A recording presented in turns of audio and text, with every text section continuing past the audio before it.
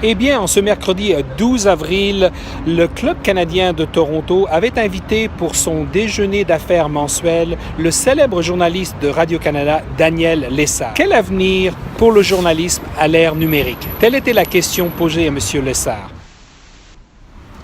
Les déjeuners d'affaires du Club canadien de Toronto ont habituellement lieu dans un magnifique salon de l'hôtel Fairmont Royal York.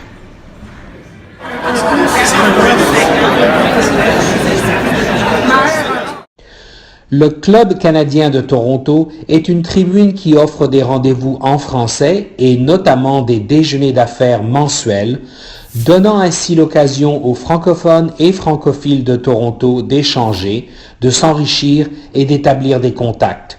Le club agit comme un élément catalyseur et rassembleur de la grande communauté francophone des milieux d'affaires, académiques, culturels et gouvernementaux. Monsieur Lessard a pris récemment sa retraite après avoir côtoyé les plus grands de la politique canadienne et internationale en tant que commentateur politique à Radio-Canada. Pierre Elliott Trudeau, Brian Mulroney, Stephen Harper, la reine d'Angleterre, Monsieur Lessard peut se vanter d'avoir rencontré une belle brochette de ses contemporains célèbres.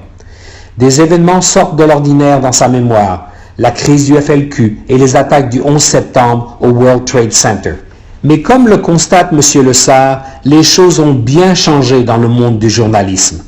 Taper sur les journalistes est maintenant à la mode. Les politiciens populistes comme Donald Trump, François Fillon, Marine Le Pen et Jean-Luc Mélenchon n'hésitent pas à fustiger publiquement les journalistes.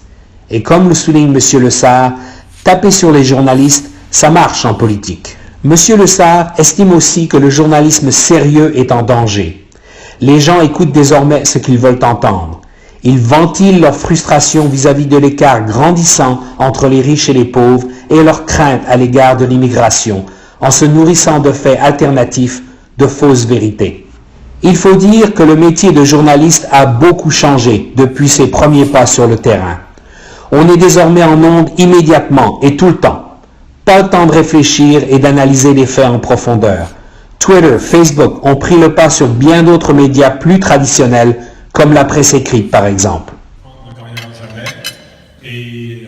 Parmi les nombreuses personnes venues écouter M. Lessard, Adrien Congourdeau, un jeune étudiant aspirant en journalisme, semblait avoir bien compris le message.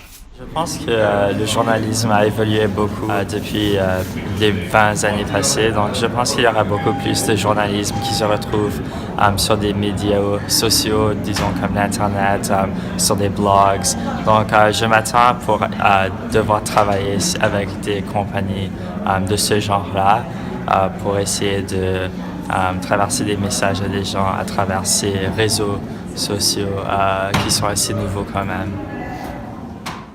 En dépit des mutations et des difficultés que l'on rencontre dans le métier de journalisme, M. Lessard demeure cependant optimiste et enthousiaste. Pas avoir peur d'y aller, c'est le plus beau métier du monde. Il ne va jamais, en journalisme, une journée ne ressemble jamais à l'autre.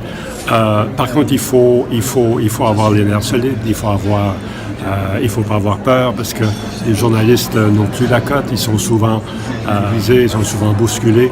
Il ne faut pas avoir peur de poser les vraies questions, il ne faut pas avoir peur d'être audacieux, il ne faut pas se laisser intimider. Mais si vous avez envie d'être journaliste, allez-y, c'est le plus beau métier qui existe. C'était Xavier Lambert pour Choc FM 105 ans.